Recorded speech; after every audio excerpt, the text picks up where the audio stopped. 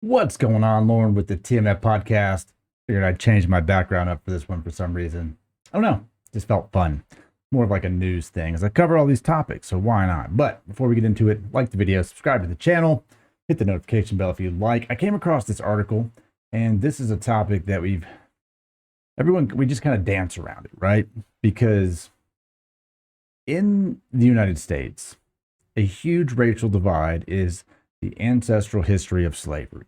It's a huge divide in our country. It happens around the world. Slavery still happens right now around the world.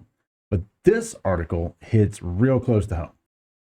This is from the Atlanta Journal and Constitution. This has been happening for a long time. Modern day slavery uncovered in South Georgia.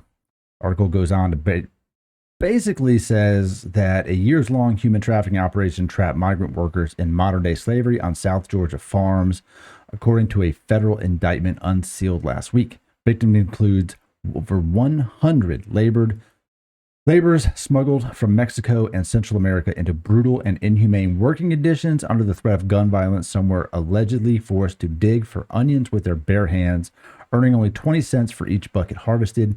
At least 2 people died on the job. Another was allegedly repeatedly raped. When not in the fields, workers were detained in work camps surrounded by electric fencing or held in cramped living quarters, including dirty trailers with raw sewage leaks. There was little to no access to food or safe drinking water. 24-hour accused members and associates of the criminal enterprise, or not 24 accused. I don't know why I said hour. I said 4 and I was just reading the hour. But they've been accused of running this criminal enterprise, perpetuated the exploitation, now faces a slew of felony charges, according to a press release from the U.S. Attorney's Office for the Southern District of Georgia.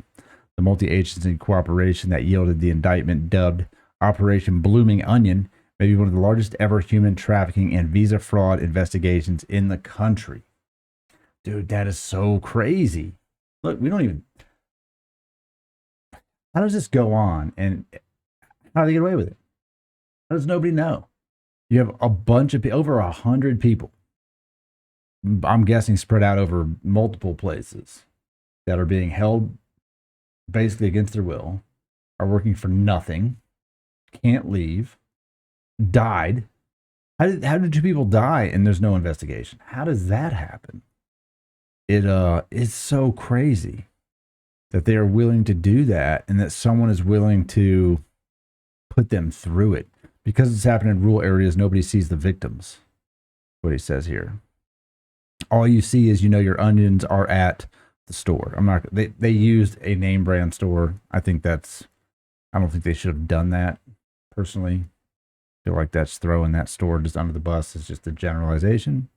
You can go buy them. You don't know where they come from, but this is happening and nobody notices it. Nobody knows it because how would we notice it? We don't live there. I mean, it's so crazy.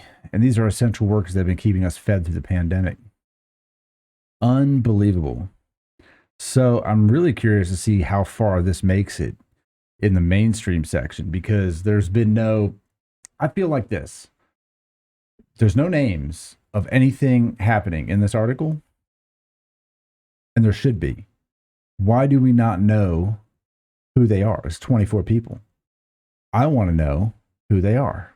Who are these people that had migrant workers locked up in electric fences, not feeding them, making them, obviously they were farming onions in one of them. We don't know all the details clearly, but I want to know.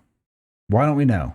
We should be outraged by this. We should be upset that this is happening. It's happening right now in modern time. In America, this is happening. I want to see them rise up. I want to see whatever community they're from rise up against this. I want to see, if you're going to protest something, go protest that. Right? I mean, it's crazy. Maybe because of where they're from, we don't see an uprising, but we should. If they're from Haiti or Mexico or South America or wherever they are from, there should be a group of people out there pissed off in the streets, and there's not. The crime ring that orchestrated the human trafficking operation reaped over $200 million from the illegal scheme. Conspirators are facing charges including mail fraud and mail fraud conspiracy, forced labor and forced labor conspiracy, money laundering conspiracy, and witness tampering. And they say it's been happening for a long time. Get mad. They should get mad. They should be there. This should be national problem. This should be a national problem. I shouldn't have to go dig this up buried in a local newspaper. This needs to be huge. Find out who they are.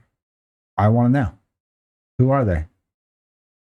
How far does this go? If it's there and it's a $200 million operation, it's somewhere else. Where else is it? I think we need to look into it. I think people should care. People should care. Don't be mad about slavery from 100, 200 years ago. Be mad that these people are doing this right now, right in front of you, right under your nose. Be mad about it. Do something about it.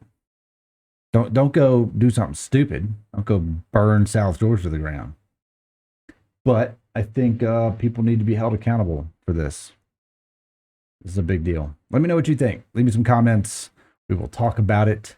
Also, on Planet Podcast, we're going to have another show with former host Marshall is going to, and we're going to do like his own show. He's got a new platform he wants to get into. So we're going to start that next week.